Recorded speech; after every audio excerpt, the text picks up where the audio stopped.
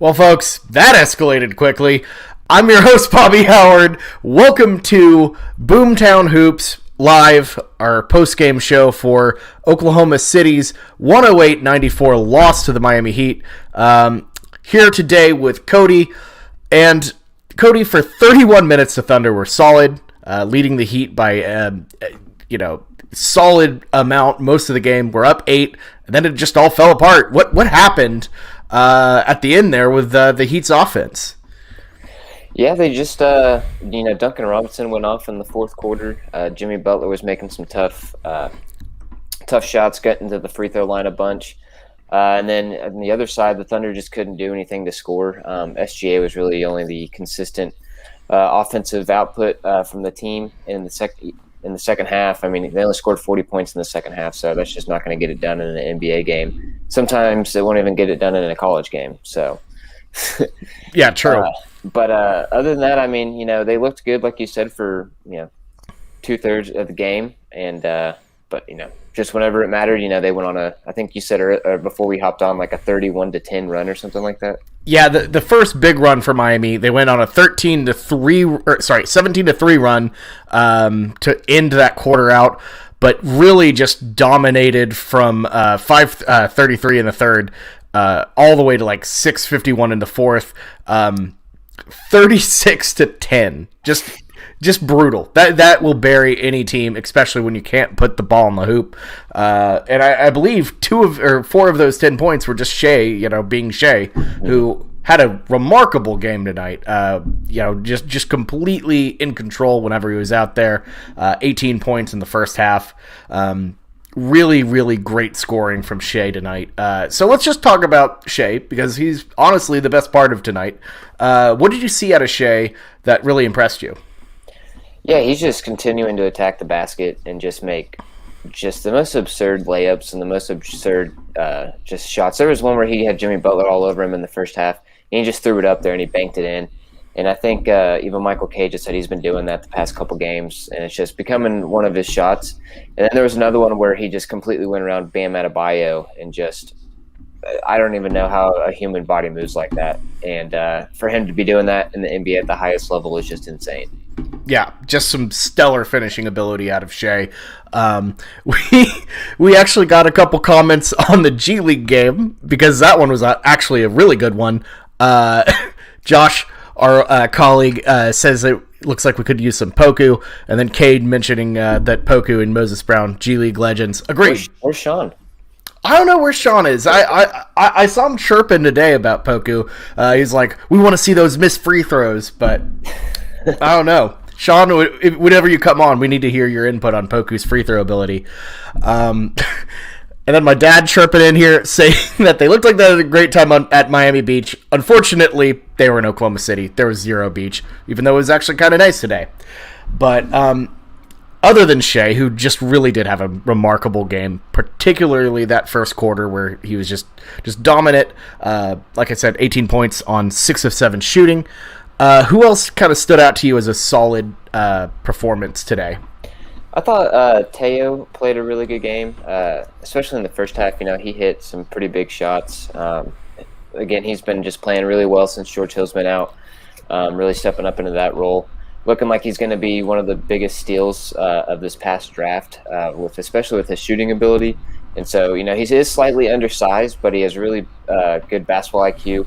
And his shot, I know we've talked about it before, his shot just looks like butter. So really excited to see his development. But, I mean, other than those two, Muscala had, he hit some shots. He's been doing his thing from 3.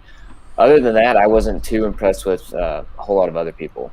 Yeah, you look at, the other scoring, and Baisley, while he did have a lot, I feel like that was kind of like a late game padding sort of situation.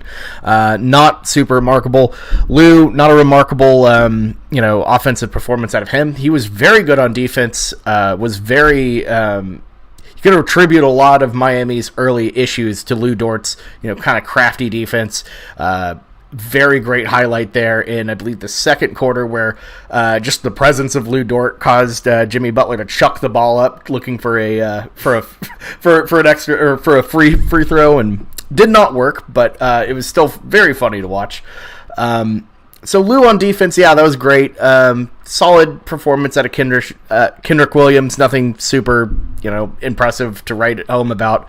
In general, really, it's just Mike Muscala and Dort's defense. Got a shout out to Isaiah Roby. Stretched the floor out a little bit. The guy has a shot that I did not expect. I guess some of that Al Horford's rubbing off on him. But in general, really great, first 3 quarters. That fourth quarter, just everything fell apart. Yeah, and this team, and we've talked about in the past a couple games, is, if they're not hitting shots, then they're not going to be winning very many games or, come close to winning, because if they can't at least, shoot at a decent percentage, they're not going to outwow you with their, different guys on the team, the best players, SGA. And so when you're playing a team that just went to the finals this last year, has Jimmy Butler, Bam Adebayo, and a bunch of knockdown shooters, if you can't keep up with them, they're just going to overtake you. And we saw that's what happened in the second half. They went on those crazy runs, and if you can't keep up with a team like that, especially in today's NBA, then they're just going to steamroll you in the end. Yeah, and this is who the Heat are. This is what the Heat. This is the Heat team that made it to the finals. They go on runs. They overwhelm you. They did this to the Chris Paul team last year.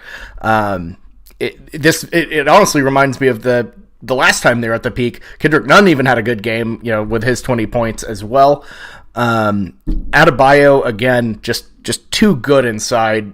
No offense to Roby, but there's just no stopping Bam in the paint. No, definitely not. Definitely not trying to plug my Top Shot card with Bam either. But he does rock that Morty haircut pretty hard. The Morty cut. That's good. Oh goodness. Well, so other than the loss, looking at this was actually not a bad night for the tank.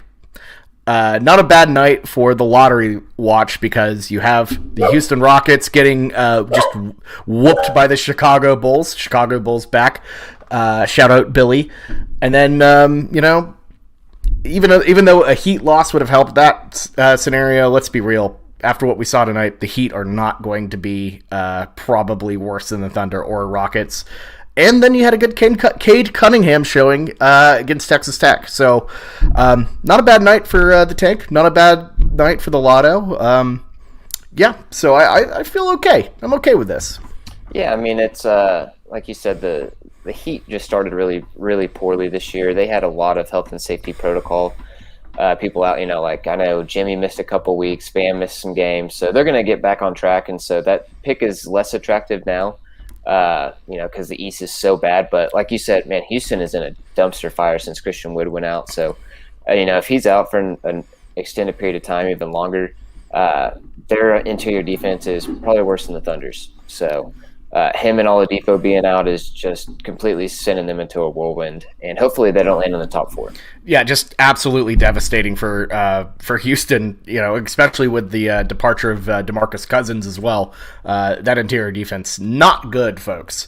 But before we leave, just your thoughts on Cade Cunningham's performance in overtime. Not trying to steer this into a full tankathon, but we need something to look forward to. Solid 20 points out of Cade from OSU, despite having 4 fouls for most of it. Yeah, the guy's just a baller, man. He's showing why he should probably be the number 1 pick in the draft. Just has an extra gear about him. I think I even saw someone was tweeting about it. He kind of has like a little Paul George-ish game to him with how smooth he is on some of his shots. And he's just a great leader too. I think, earlier in the season, he came off the bench in a game because he thought that one of his teammates should get a starting role. And that just speaks volumes to, what type of character he has and what type of leader he is. So, he is definitely the belle of the ball this draft, and would be nice for the Thunder to be able to be lucky enough to select him. That he chooses to go to Stillwater, Oklahoma. Just kind of fits that SGA's cousin is also there, and then the Oklahoma City Thunder are just right down the road. So it should all work out, I hope. I can't hear belle of the ball without automatically translating it to the prison Mike voice from The Office. So the Dementors. It was the worst part.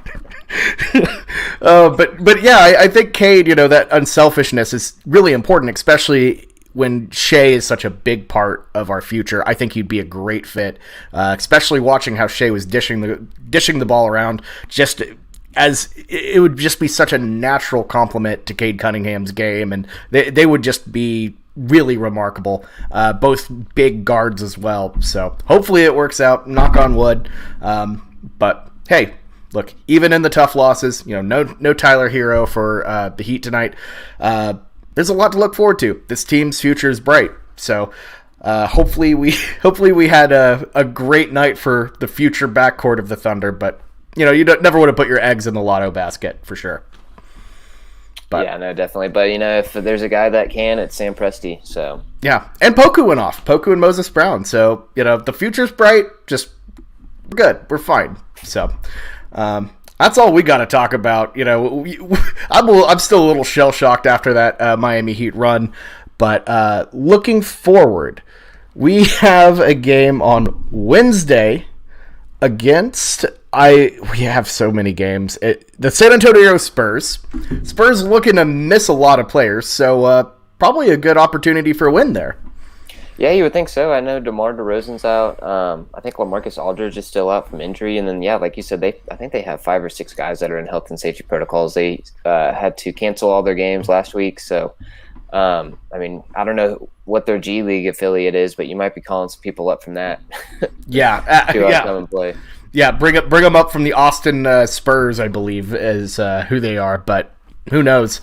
That's a tough hang right there. Tough go for the Spurs. So yeah, you're gonna get a lot of DeJounte Murray. Yeah, there you go. You can never have too much DeJounte Murray, I guess. But anyways, Cody, thanks for coming on with me tonight, and thank you all for watching our little bit brief post game show, but it's still a very good one. So for me and Cody, this has been the Boomtown Hoops post game show. We'll see you on Wednesday. Good night and Thunder up.